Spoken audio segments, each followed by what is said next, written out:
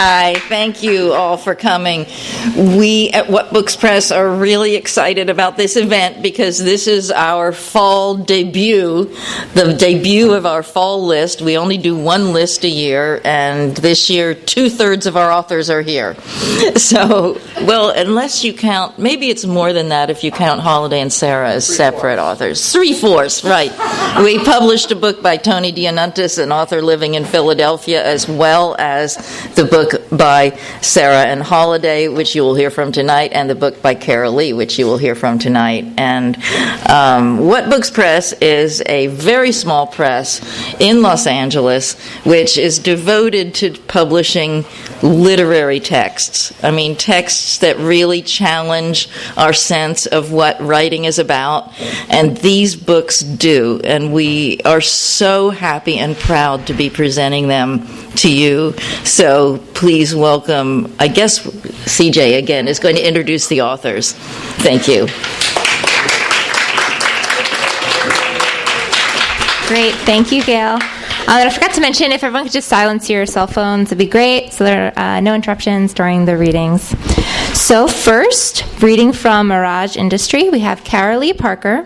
She has a background in visual arts and foreign languages. She was recently a MacDowell Fellow in Poetry and a visiting artist at the American Academy in Rome. Her work has come out in the Denver Quarterly, Now Culture, River Styx, and Trick House. She teaches humanities and art history at LA Trade Tech College in central Los Angeles. Carolie Parker. Yeah.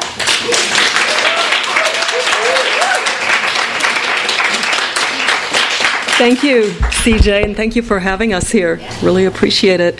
I also wanted to express my appreciation to What Books for bringing this out, and I'm really pleased with the cover, both covers on the books by Gronk Nicandro. He does all the covers on What Books, so that's a great virtue of publishing with them. I'm going to skip around a little bit, and I'll start with Untitled Clear, if this is low enough. When dreams are transcribed into language, they're almost pathetic.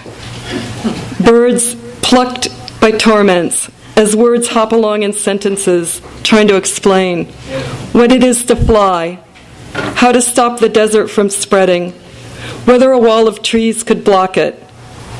But enough of this tangent. Back to the dreams, where flying was the original subject. Next one is Untitled Transparent. He's going away. Gone. I get near the bed. It's still magnetic, given it is also a body capable of attraction. Sleep has nothing to exaggerate. This acute sense of deception, sham birds, poor compensation, the lack of pity, even in the most tricked out mechanism, including the haunted garden. To be honest, most of these poems are sort of fictional, but this one is real. It's right out of the paper. August 18th. The article is pretty specific. Explosives strapped to a bridge. A poorly trained militia. A palace stripped to the level of jail. The Euphrates, leisurely descent to desert.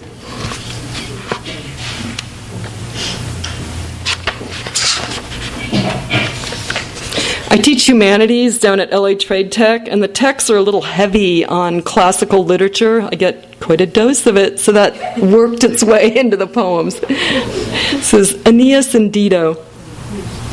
We skip the shipwreck. We go straight to Hades. The scene where Sybil leads Aeneas to a shady nowhere. No, we have not been alive long enough to really know, to say this is possible, impossible. Sun pours into the classroom. Aeneas and Dido are down there. She backing into the dense underworld forest. He dumbly alive and deaf to her silence. This is Domestic and Alien. Some words are so close, they go right down to the root language. Anglo-Saxon, without the balancing aegis of Latin. Fall, night, worse. I feel them. Drop leaves all over the grass until it is silent. Through the air, in the streets, there is nothing. Trees and branches wander with no awareness they are naked. It goes far back as conversion, imported religions, stars laid over with mythological assurance. And then I also have some prose poems that are a little more narrative, so I'll read a couple of those and maybe end with one later. This is called Futures. I didn't actually try all the palm readers in Venice Beach.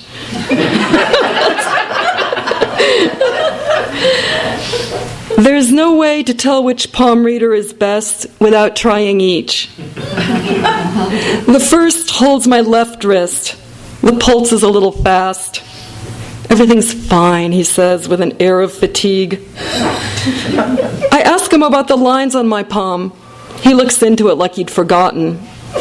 Generally, when you cross one degree of longitude, another will appear. Well, Kaiser Wellness Program could have told me that. The sobering standardization creeps along Venice Boulevard until each stand advertising psychic is decorated with moons, stars, and rings of Saturn. This is Day Job, and it has a French phrase in it, Je crève de faim, which means I'm dying of hunger. I was really happy to learn this phrase because I thought it was so easy and such a direct translation from English. But as soon as I started using it, people asked me, where did you learn that? Don't use it. It's totally vulgar. So this is my...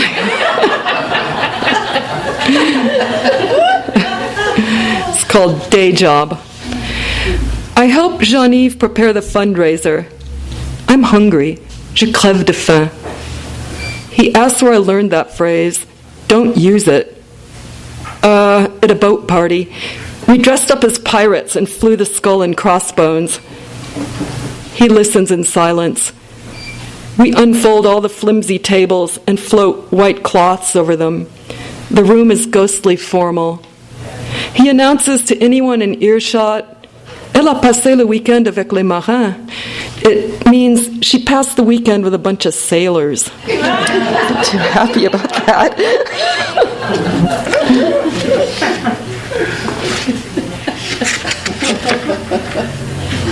This is Teaching Sappho. The missing lines are replaced with X's. Most of the poem is X's. A justly famous, just one word to translate. Or less nothing but the black crater, capable of carrying even breath, or empty, cleared of everything, as we do with troublesome gardens, hearts, dams, turbine engines, sending power lines blindly into the canyon.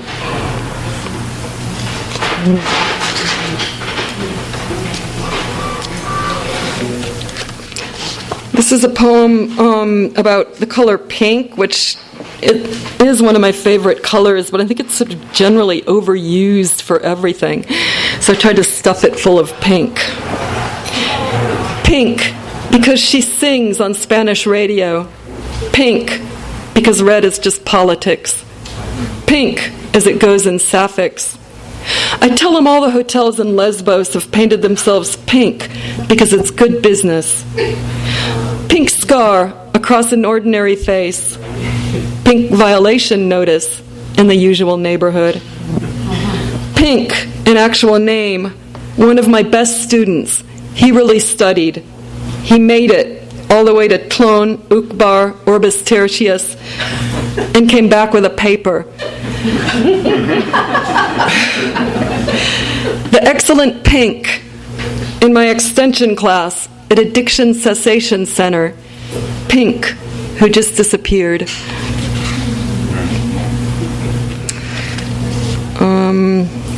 The next one is language. Maybe it was made for another history, or I'm not myself. Nobody known to a country I wasn't born to, though there are people and sobriquets for their children. So why do we force them to leave their playthings? or learn an instrument, or stop the games of pretend. A thing I love is darkness on one of its errands, easy conjugations like the future, but generally familiar and a stranger, walking me through this blindness until I see even better, so well it practically burns the water. And then I have a couple of ones that are newer, and they didn't make it into the book, but it goes to that, which is actually, I think, the oldest poem in this collection. It dates back about 10 years. So this next one is Spanish Primer, and Sol y Sombra was the Spanish Primer. It's the name of a textbook. Sol y Sombra starts with the present. Common or regular verb forms. Ser, estar, tener. Trouble from the beginning. Yo soy, tú eres, nosotros somos. Assuming we really are those persons. Difficult, unconforming, and subject to conjugation. Next one is metaphor.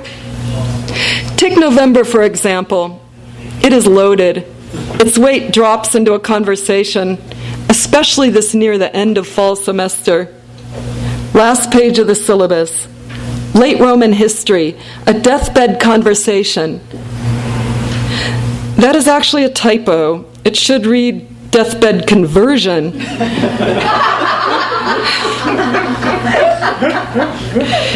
Let's just go with conversation. The pillows beaten down by life, subject, sun drops through bands of the spectrum. Again the bird is singing. We absent-mindedly listen. No different than what we were saying tens of thousands of nights before.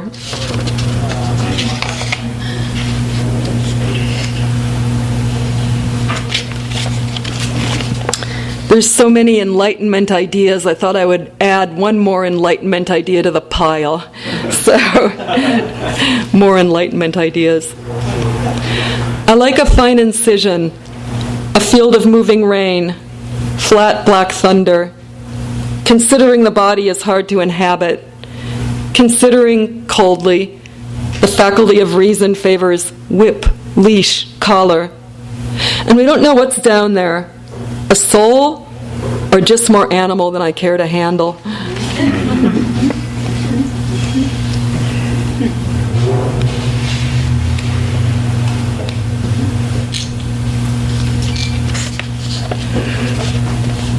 I hesitated to read any poems that are a little more political because they might not be correct, like correct, factually correct, but I think I will sally forth on this one. It's called Untitled Plain. We argue over the mafia. I say it's specific to Sicily. The 'Ndrangheta is another story. You say it's all the same. You see it in a lot of countries. What's the difference between them and the Spanish fascists? They're different. No Franquista bragged. I filled a whole graveyard by myself. They just quietly went and did it.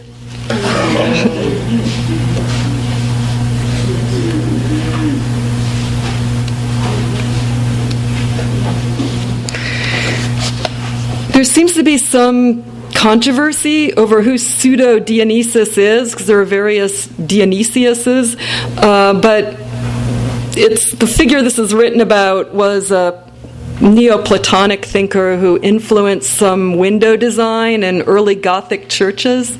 I'm looking out the window in a poem, so I thought of him.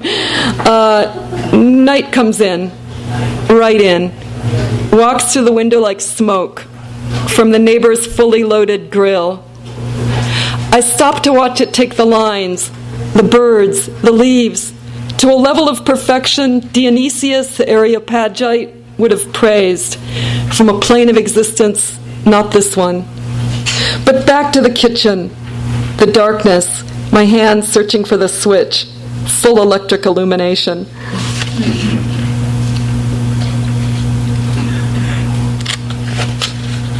So I'll just read two more. This is Sacred Ball Game. It's about the pre-Columbian ball game or the Mayan ball game that was played for keeps. We train hard, driving the body to indifference, walking the violent crosswinds. It takes all of my strength to feel nothing. Flower of mine, remember the loose thunder, the ninth trance, how we followed the dog to Hibalba.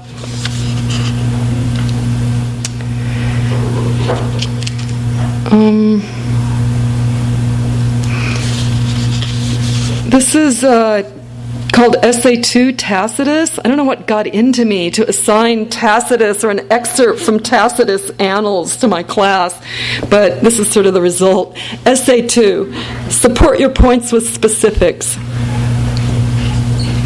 What is a specific? Druid witch is a specific. Women like furies. Women brandishing torches. Consulting gods via human entrails are specifics. Are we done with uprising in Britain? Does anybody want more? One student does. This weird spectacle awed the Roman soldiers into a state of paralysis. This is what Edgar writes. The Roman soldiers just have to suck it up.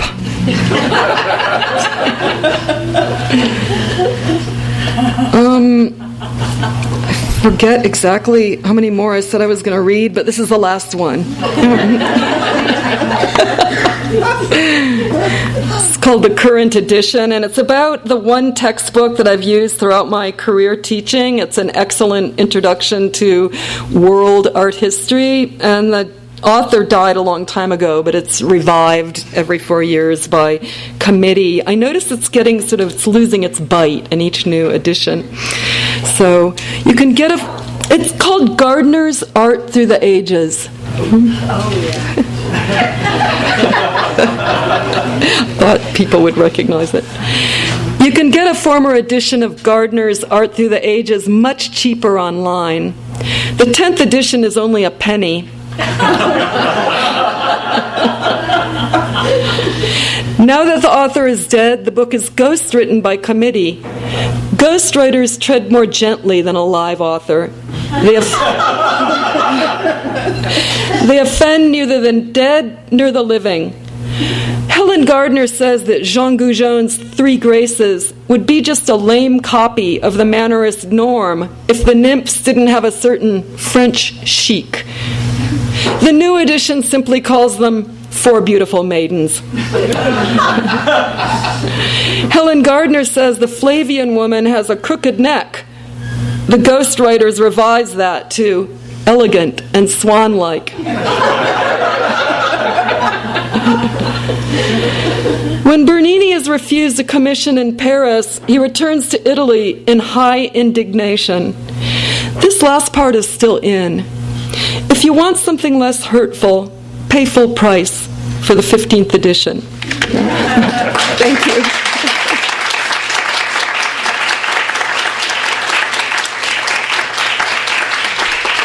That was so great. Thank you, Carly.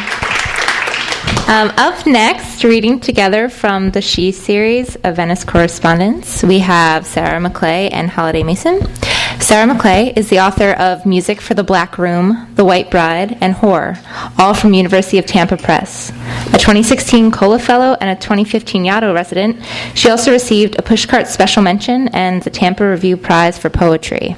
Her poems and criticism appear in the Writer's Chronicle, Field, The Best American Erotic Poetry from 1800 to the Present, Plowshares, and Poetry International, where she's long served as book review editor. A native of Montana, graduate of Oberlin and VCFA, she lives in Venice, California, teaches poetry and creative writing at LMU, and conducts mini masterclasses at Beyond Baroque. And also, Holaday Mason is the author of The Red Bull, A Fable in Poems, Towards the Forest, Dissolve, and 2 chapbooks. The Weaver's Body was a finalist with honorable mention for the 2014 Dorset Prize, and her chapbook Transparency was a finalist for the Snowbound 2015.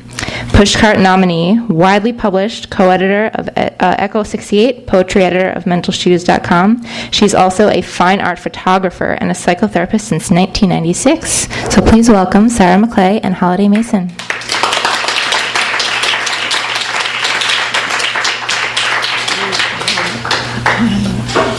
We didn't talk about that. Yeah. Okay. I have something to say. Yeah, we're thrilled. We're just thrilled with this book and to be here. And so thank you to everybody at What Books, and thank you, Skylight, and thank you for coming out.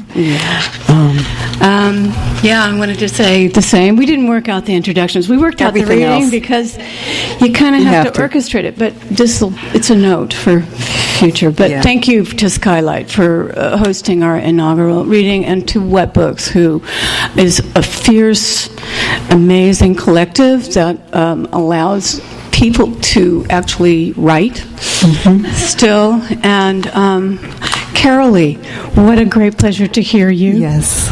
And I just wanted to say just briefly about the book, which Sarah hasn't approved of, but I'm going to quickly say that the book was written over about 7 years with many, many, many versions.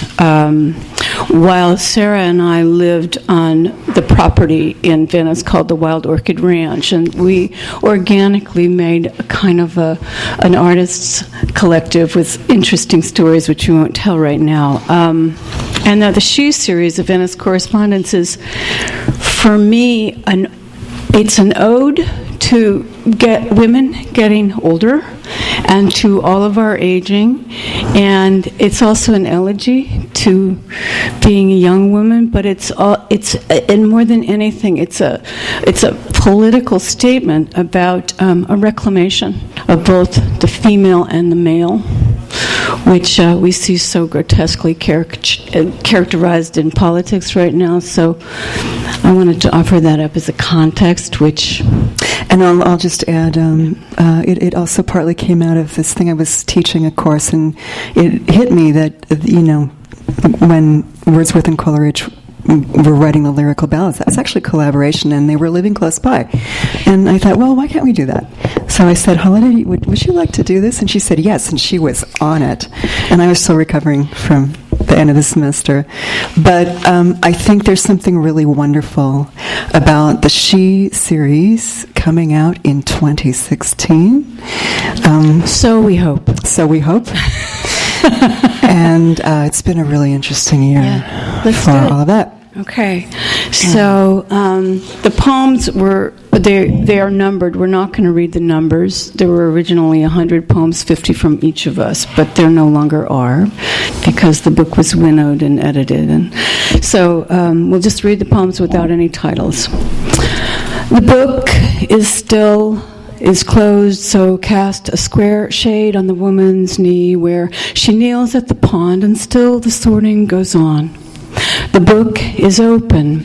It's a question about waiting. The kiss planted, want, now saturated with a pale, cool sheen, not knowing any longer what's behind, what's before, the woman above and the one below, both lean and touch, mouth to mouth, intently considering the face in the still, clear surface, way up and beyond, while way up and beyond, vapors of clouds shape her hair into white, tufting Antoinette coils, the head ahead in clouds and not in the blood or in the garbage, in the blood or the want.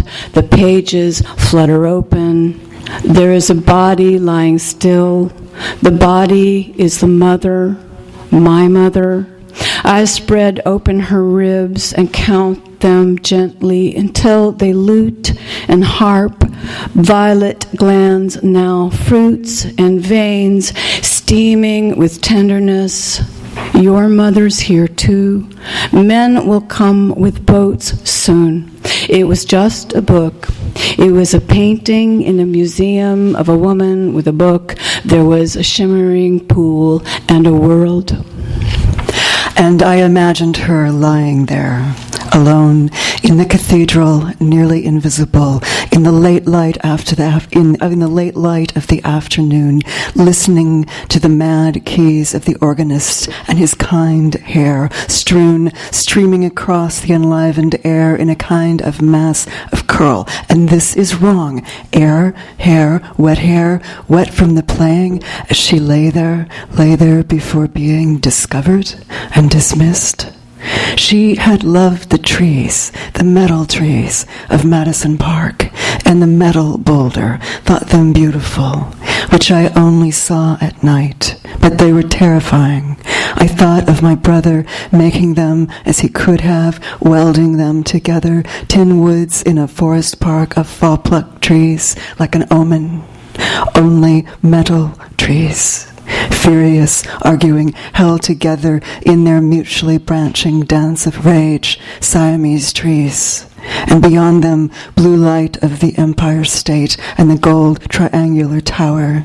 Shorter, closer, far behind us now, churches with names like Grace, the Chrysler with its lights, isolated in their knife-like spire, white light flung like broken piano keys. There are changes in her features. The skin is poor. I have to stop. This poem has a lowercase letter L and an uppercase letter L, and it'll happen. Okay. There are changes in her features. The skin is poor, but the voice is, as always, seductive. Some can't help being so hungry. Black thoughts follow pinpricks, and principles, the tenacious ones, follow too, like a small pack of dirtied poodles, muzzled but stout-hearted and sniffing for the goods, especially when the full moon comes, oozing out a carpet of pearls she might sleep upon while it flies over the cities of the world. In every moment she steps into a hole and out and in and out. There are other whips, too. She knows they can smell the damp, murky wetness emanating from her spine, changing the air near her neck and head as if she is wearing a hat of snakes or leaves. Peering first fiercely, then shallowly from behind the onion of her skin cape, she never forgets. How would it be to swallow a man's leg just getting to his cock? Such is the image of the snake's hunger and Eve's abandonment by love with a capital letter. Spinning around every corrosion, all these weather vanes, standing upright again, would that get her a new resume? Would she be restored her crown of stars? Even as she tips like a faulty three-masted ship, you ask if she'd be able to describe it, say, as just trying to tie herself like a wind-up doll to her hips with a double-barreled flask so she could get through this journey. Love would have directed her better had love been better able to love. Her skirts need hitching up, are dragging in the wave breaks. The sunlight makes a cool landing while she keeps trying to fly by flapping her arms and lining her lips. Coral, having filled things in with small tattoos of X's and O's as if this would get her up enough, would speed the momentum she needs for takeoff. As after Odysseus, her body wanted to be Ophelia. The pistol came with its own music. An echo slid from her throat. Liquid, alive, beyond common names for color. How at night she could not swim. Her song like a line of neon in wavering slices across the crinoline dark, until the dogs began to bay and men slipped into the skins of animals to roll against the mud without the barrier of clothes. How that bay was a living jewel, the sound, the topaz water. The water had poured from her and become alive. She would wash up on the shore or float, as white as the lizard who pulls the carriage in a dream, all soggy finery and hair and reeds. Over and over, her body was painted in darkness, like a wine of skin. What was true? It was up to her to invent her own music as she began to hear it in the growing stain of sky.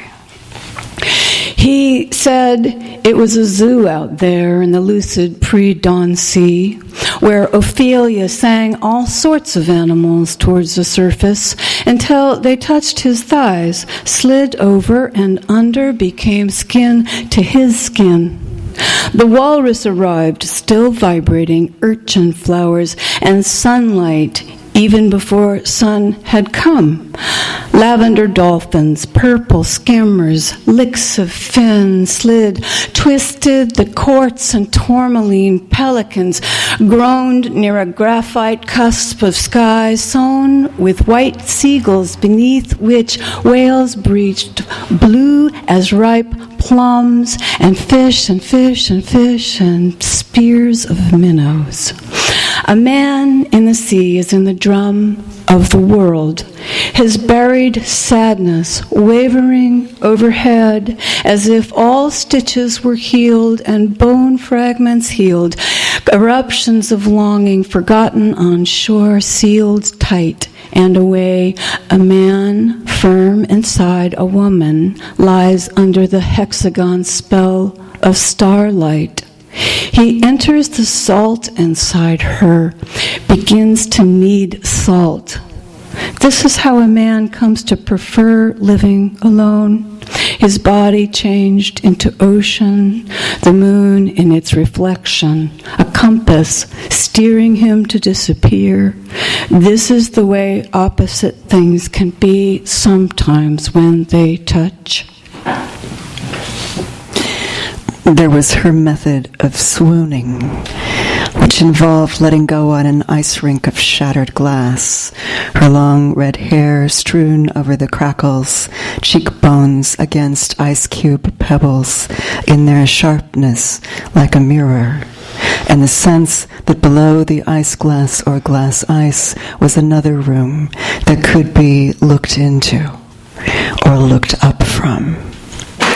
At around the same time, she noticed more men staring at her in the grocery store, where she had chosen recently to expose her eyes, and their wariness, their willingness now to assess and retract, a process she would allow the men to see as it occurred. And though she despised this, there was the recognition that her prior openness had limits. She saw at the same time their fascination, realized this as a part of the allure of women who had always seemed somehow older than she would ever be, more knowing, even when they were young. It was an animal look, the look of someone interested in survival primarily, that she hadn't imagined, especially in moments of dismissal, could attract. But in those moments on the cold glass, her skin seemed even more pale and translucent, like something not meant to survive, impossible as protective cover. And the gaze of assessment was trained on her own face, while her body, sinuous and arduously long, angular as a spider, lay in its massive hair, puzzling, unforgettable. She is bold as toast on the outside today. Boldly, this woman crosses the street against the light, the hardest job in the world. Creak, creak. And still she wears those super long silk, three-tiered skirts like the one she wore in the photo when once she lived in another world. One where, squatting in the simmering wild foothill creek, she pleased her mouth by eating pure wild creek mint. Distinctly now, she is wearing out her heels and knees with a hard-hitting heel-to-toe step, knee-high black boots, and that sweet bird's nest at the back of her head, revealing an unwitting exposure in rest. That nest, unnesting the skull beneath her, several shades of variations on the theme of dyed locks, where the roots of snow and bone shine out from the underworld, white as a baby dwarf's white fingernails, and the sky full of incubating egg-shaped clouds, yet she is beautiful as a jade gossamer parachute, fur coat clinging like a monkey to her neck. They smell her. Let's assume for a time that she, in fact, exists. The 4 dogs bark themselves to the edge of the fenced-in yard. 100 crows fly north, looser than migration, into the white-tinged apricot of sky, its French trees butchered, clumped. Curette, the dental hygienist, had said, "It's something I have to do." Across the street, a drove of dwarves and pink flamingos, several leprechauns, to make the teeth like silk, and plastic witch hat Christmas trees, stranded in ornaments. There's no escaping the leaf blowers. What is it to be very old, the white continental, covered with plastic tarp and bricks, to slowly walk with one slow dog, to be rightly bewildered? This is not a way to seduce, but seduction's overrated. In the sink, the clippings of the nails, old cologne. She sees the obsidian. Seriously, you can't really be afraid of the rearranged height. No, I mean light. He says, and offers lemon, yes, pure lemon cake, before guiding her through the almost freezing, expanded, bright hallways of mirrors to the past, and into also the dreams of the mad, those glaring portraits of the velveteen desert, a perfect moon cooling the low-slung spine of the singing lion, his peaceful breath, a storm. He leads her hand over the city. She observes her hand over the city, like a finger on a jeweled button, the city, and in the palm of his other hand, a stolen marriage bed. Whistling way down in the streets, in the canyons between buildings, afraid of heights, you can't see seriously the black crayon twirling descent of potency? She watches the world. No, just a single congested street, so small at the tip of her boot, which is at the fantastic ledge of the building. The people, like insects and pebbles, seem all to be in black, and every one without their genitals. And also, she thinks, without the moon, without collarbones, and without the hollow moon. There had been the glass of Pernod, clear as urine.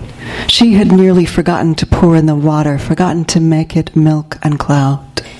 And so, citron yellow, it was shared. She sat at the table. His fingers were long, and he wore leather bracelets around his neck or around his wrists as the friend, all raspberry orange, appeared at the table, suddenly, standing just to the side of the slim white linen. Of course, one would think one could tell them apart by the hair. Meanwhile, she bit and licked her lips to hide the chapping pulling from winter, even with the chapping and the gesture on display on the landing before they entered the room with the paintings, that is, of course, with the Freud. He finished his story about the house. The mirror had dropped from the wall after hanging for 15 years, had shattered across the floor as he sat on the couch, speaking to his sister. Should he buy the brownstone? Clearly, yes, and put a finger toward his lips to suggest a space, a hush. And so it was. And there were men she nearly introduced to him in the museum shop, men who turned their heads and didn't answer to their names. There was no handbook. We shook sometimes all over in fear, even when there were veils of stratus clouds or fog, which from below were much as they were from above, and we understood this but could not fly. In mirrors, our bodies grew strange. Teeth, stratus, joints, stalactites, and transparent opal ropes tethered to each lovely chime of bone, muscles, roots, our piece of the mangrove grove. And for the time, I was joined specifically with one quite thin man, after which my body was temporarily misplaced like a cloud. I saw I loved him for some reason of the body and would always, and he sent me a note in the ethers from the ethers, which was also the sapphire curve of the big wave. It said unus mundus, which deserved only the yes, like a pearl, the word every woman knows because she remembers she speaks moon. But there was another subject. What was it? It had been deserted by form of all kinds. One could say river or bird or fish or even ash. And it was none, and had been none. And so it was with some irony that this could be said, felt, thought, on a day that was beautiful, if cold. That rivery strands of water fell into a round-raised cement pool like a river peeing from 8 angles at once.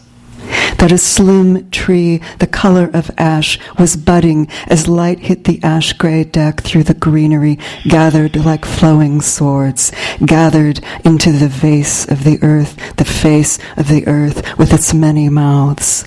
Light hit the prayer flags like wind, or wind hit them like light. But there were no fish, no birds. And the man in the dream said, "You'll just have to feel it like it is." Neck held back in a bow, lamb given to the knife. He whispered into her from behind, slippery like a fish.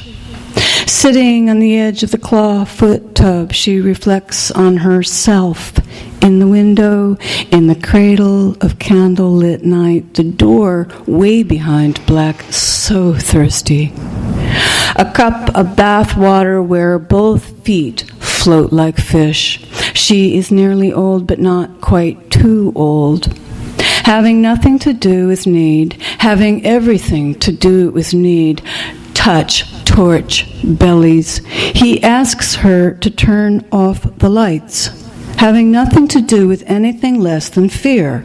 Her face in the window, what is under the water and rising to the surface, the way one can barely make out a ghost or a fish. Bending hard as if he hated her, or perhaps envied the flexible bow of her back, so pliant, a sail full of breath.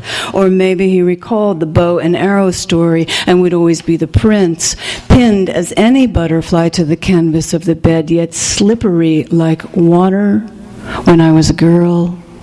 The enormous size of his hand at her throat, and the tongue of sorrow just behind her lips, unexpressed, and in the throat as well.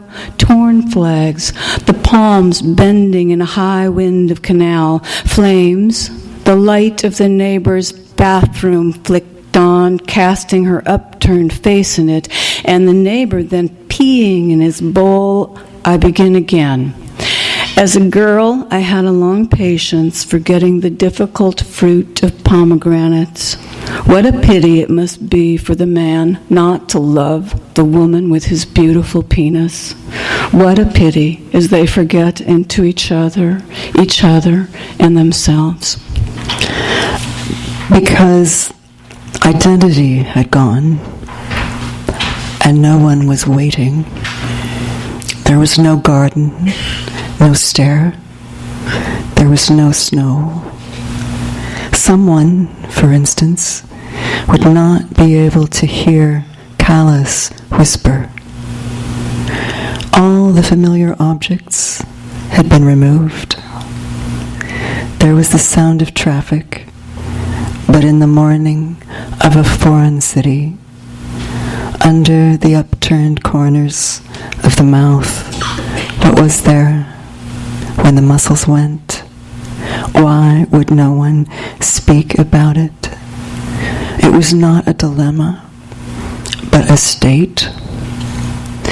Air was moving through the scarves of women, seen from the bus, through cypress, eucalyptus. People held their clothing on tightly. It was hard to know what to hear. Was a film already empty? The script had been written. The sound of birds infiltrated me. A huge, swaying texture, like Beethoven soaring out of the Schönbrunn, a moving curtain surrounding the windows, in and out of sleep, walking silently through trees.